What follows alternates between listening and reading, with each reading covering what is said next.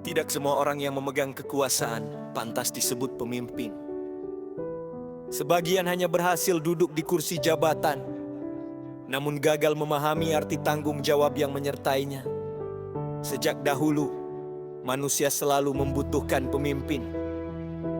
Bukan sekadar seseorang yang memberi perintah, tetapi sosok yang mampu menghadirkan rasa aman, keadilan, dan harapan. Pemimpin sejati tidak berdiri lebih tinggi dari rakyatnya. Ia berdiri di tengah mereka. Namun dalam perjalanan waktu, makna kepemimpinan perlahan berubah. Jabatan menjadi tujuan, kekuasaan menjadi ambisi, dan rakyat seringkali hanya menjadi tangga menuju puncak. Disinilah perbedaan antara pemimpin dan penguasa mulai terlihat. Penguasa membutuhkan kekuatan untuk mempertahankan posisinya. Pemimpin membutuhkan kepercayaan untuk menjaga amanahnya. Penguasa takut kehilangan kursi. Pemimpin takut kehilangan kepercayaan rakyat. Perbedaan itu tampak sederhana, tetapi dampaknya menentukan nasib sebuah bangsa. Seorang pemimpin memahami bahwa jabatan hanyalah titipan waktu. Hari ini ia dihormati, esok ia bisa dilupakan. Karena itu, pemimpin bekerja bukan untuk dikenang namanya, melainkan untuk dirasakan manfaatnya. Sebaliknya, penguasa seringkali sibuk membangun citra. Pidato disusun rapi, kamera diposisikan sempurna, prestasi diumumkan berulang-ulang. Namun di balik semua itu, rakyat masih bertanya, mengapa hidup kami tetap sulit? Kemajuan yang dipamerkan di layar televisi tidak selalu hadir di meja makan rakyat kecil. Gedung-gedung megah mungkin berdiri, tetapi kesejahteraan tidak otomatis ikut tumbuh. Ketika kebijakan lebih berpihak pada kepentingan segelintir orang, maka kekuasaan telah kehilangan ruh kepemimpinan. Pemimpin sejati mendengar suara yang paling pelan. Ia mendengar keluhan petani yang gagal panen. Ia memahami kegelisahan buruh yang kehilangan pekerjaan. Ia merasakan kecemasan orang tua yang tidak mampu membayar pendidikan anaknya. Gayanya kepemimpinan bukan tentang angka statistik, melainkan tentang kehidupan nyata manusia. Sayangnya, dalam banyak keadaan, rakyat hanya menjadi data. Kemiskinan dihitung, pengangguran dicatat, kesulitan dirumuskan dalam laporan. Tetapi penderitaan tidak pernah benar-benar dirasakan. Dan ketika rakyat mulai bersuara, kritik justru dianggap ancaman. Padahal kritik adalah bentuk kepedulian tertinggi. Rakyat yang masih mengkritik berarti masih berharap. Bangsa yang berbahaya bukanlah bangsa yang penuh kritik, melainkan bangsa yang rakyatnya telah putus asa untuk berbicara. Kekuasaan memiliki godaan besar. Ia mampu membuat seseorang lupa dari mana ia berasal. Ia mampu menjauhkan pemimpin dari realitas rakyatnya sendiri. Lingkaran elit menggantikan suara masyarakat. Pujian menggantikan kejujuran. Kenyamanan menggantikan tanggung jawab. Di titik itulah pemimpin perlahan berubah menjadi penguasa.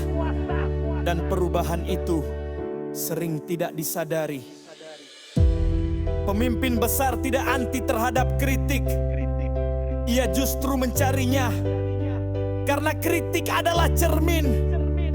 Tanpa cermin, seseorang tidak pernah tahu wajahnya sendiri. Pemimpin yang kuat tidak membutuhkan pembungkaman. Ia membutuhkan perbaikan. Ia tidak memerangi rakyatnya.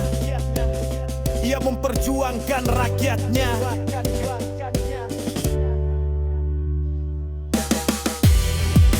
Rakyat sesungguhnya tidak menuntut kesempurnaan. Mereka memahami bahwa memimpin negeri bukan perkara mudah. Yang mereka harapkan hanyalah keberpihakan, kejujuran, dan pikirannya untuk berdiri bersama rakyat ketika keadaan sulit. Sebab pemimpin sejati hadir bukan hanya saat keberhasilan, tetapi terutama saat penderitaan. Pertanyaan terbesar bagi setiap kekuasaan bukanlah berapa lama ia memimpin, melainkan untuk siapa kekuasaan itu digunakan. Karena sejarah tidak pernah mencatat kemewahan jabatan. Sejarah hanya mengingat keberanian membela rakyat. Dan pada akhirnya, waktu akan menjawab satu hal. Apakah seseorang benar-benar pemimpin atau hanya penguasa yang kebetulan berkuasa?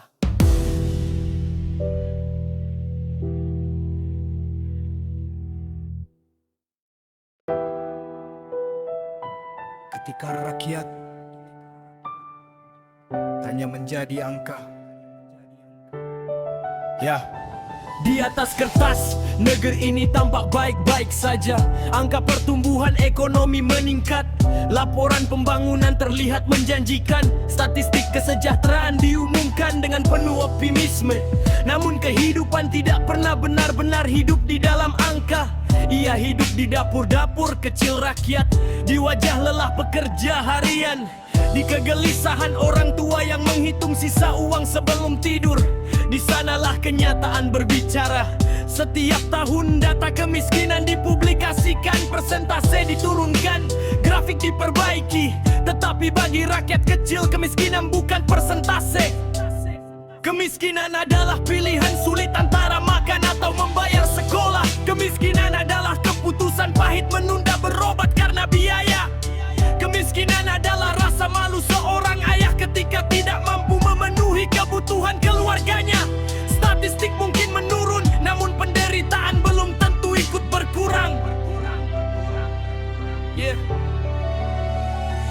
Dalam sistem yang semakin modern, manusia perlahan berubah menjadi angka. Rakyat dihitung sebagai pemilih, buruh dihitung sebagai tenaga banja, petani dihitung sebagai sektor produksi, tetapi jarang dihitung sebagai manusia yang memiliki harapan dan martabat. Ketika kebijakan dibuat tanpa mendengar suara mereka, maka rakyat hanya menjadi objek pembangunan, bukan subjek yang menentukan arah bangsa. Pemilu datang membawa janji, janji kesejahteraan, janji lapangan kerja, janji pendidikan murah, janji keadilan sosial. Diangkat percaya, mereka datang ke tempat pemungutan suara dengan harapan besar, dengan keyakinan bahwa masa depan bisa berubah. Namun setelah kemenangan diraih, seringkali rakyat kembali dilupakan. Suara yang dahulu dicari, kini dianggap selesai tugasnya.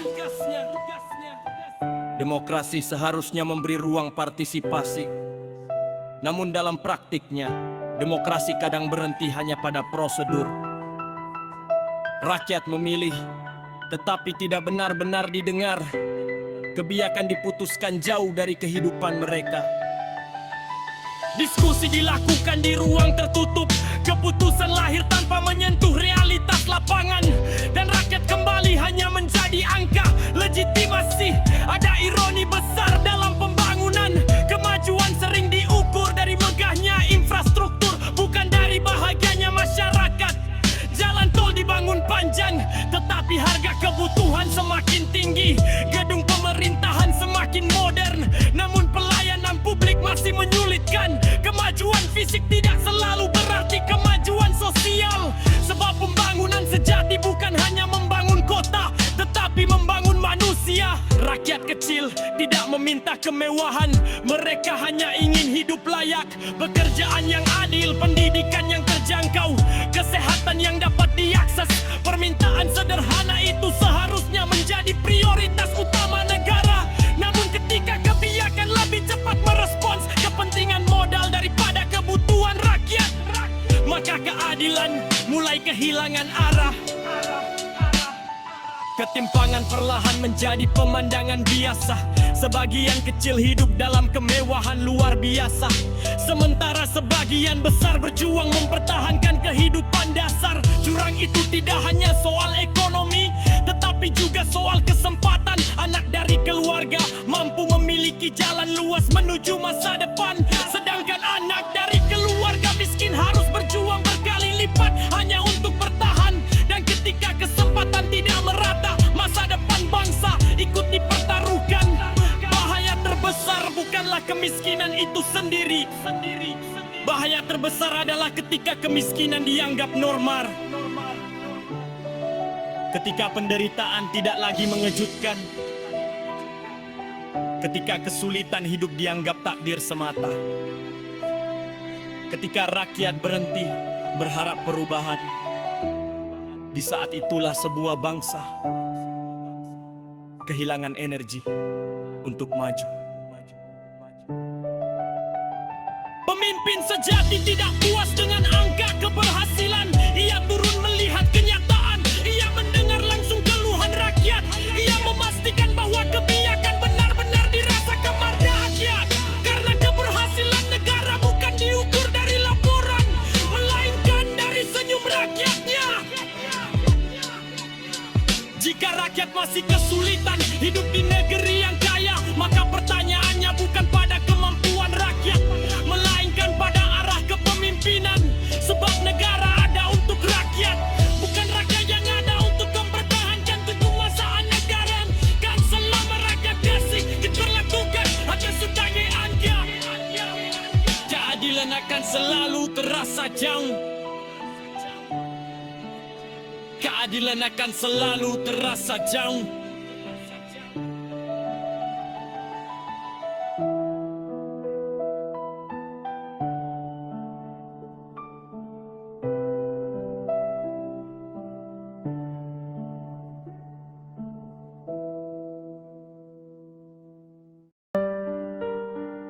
Oligarki dibalik tirai kekuasaan.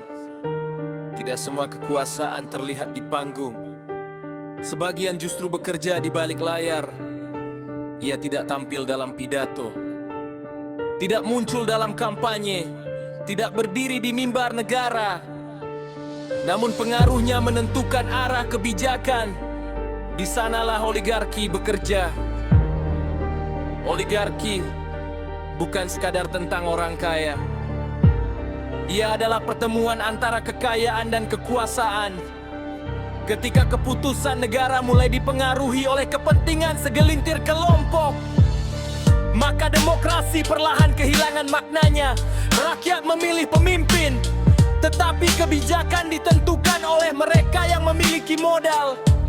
Dan tanpa disadari, negara berubah arah.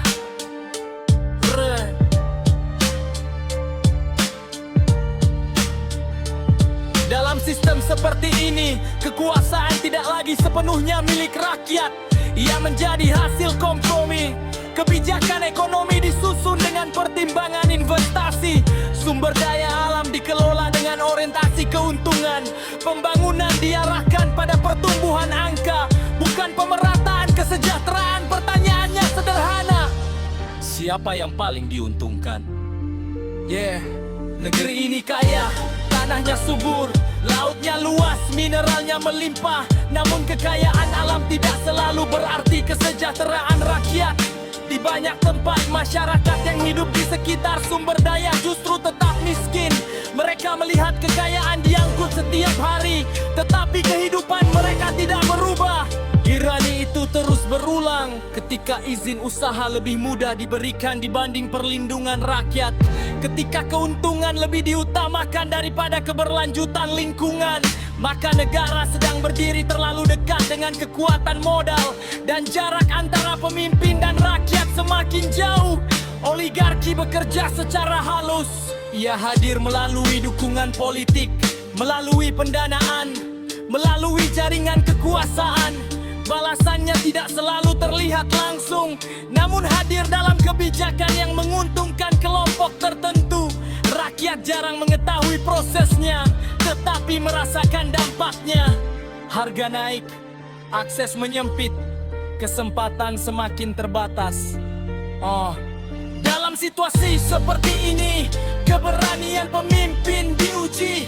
Apakah ia berdiri bersama rakyat atau tunduk pada tekanan kekuatan ekonomi? Memimpin negeri bukan sekadar mengelola anggaran, tetapi menjaga kedaulatan keputusan. Pemimpin sejati tidak mudah dikendalikan oleh kepentingan apapun yang merugikan rakyatnya. Bahaya terbesar oligarki bukan hanya ketimpangan ekonomi. Bahaya terbesarnya adalah hilangnya kepercayaan rakyat. Ketika masyarakat merasa suara mereka tidak lagi menentukan arah negara, maka apatisme tumbuh, rakyat berhenti berharap, rakyat berhenti percaya, dan demokrasi kehilangan ruhnya. Sejarah menunjukkan bangsa yang kuat bukanlah bangsa yang kaya sumber daya, melainkan bangsa yang mampu memastikan kekayaannya dinikmati seluruh rakyat. Keadilan distribusi jauh lebih penting daripada besarnya kekayaan itu sendiri. Karena kekayaan tanpa keadilan hanya memperbesar jurang sosial. Pemimpin tidak diukur dari kedekatannya dengan elit, melainkan dari keberaniannya membela rakyat kecil. Ia harus mampu berkata tidak ketika kepentingan segelintir orang mengancam kepentingan bangsa. Sebab kekuasaan yang terlalu dekat dengan oligarki akan perlahan menjauh dari rakyat. Pada akhirnya, rakyat selalu melihat hasilnya. Apakah kekayaan negeri kembali kepada mereka, ataukah hanya berputar di lingkaran yang sama? Pertanyaan itu akan terus hidup selama ketimpangan masih terasa nyata, dan sejarah akan mencatat siapa yang menjaga amanah rakyat dan siapa yang menyerah pada kekuasaan di balik tirai. Sejarah menunjukkan bangsa yang kuat bukanlah bangsa yang kaya sumber daya, melainkan bangsa yang mampu memastikan kekayaannya dinikmati seluruh rakyat.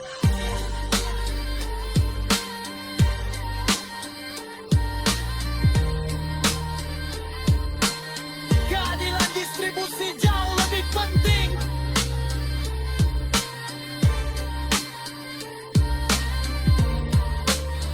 daripada besarnya kekayaan itu sendiri. Karena kekayaan tanpa keadilan hanya memperbesar jurang sosial.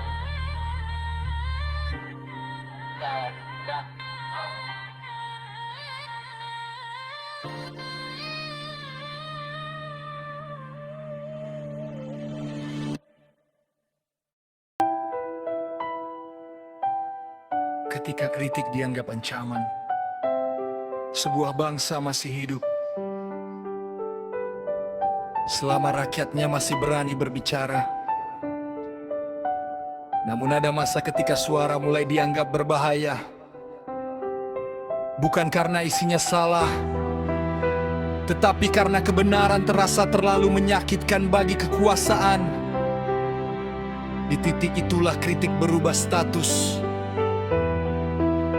dari masukan menjadi ancaman. Ya, kritik sejatinya adalah tanda cinta.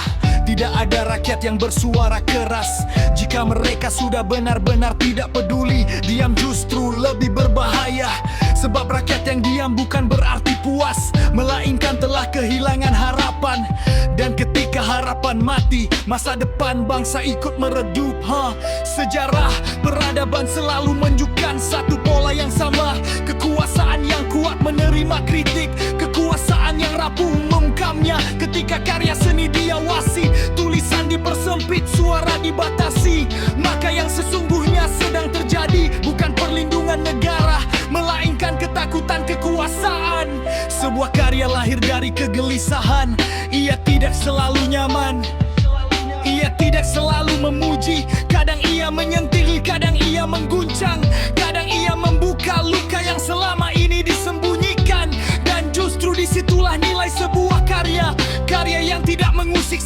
pun biasanya tidak mengubah apapun. Ketika sebuah karya diintimidasi, sesungguhnya karya itu telah mencapai tujuannya. Ia berhasil mengetuk kesadaran.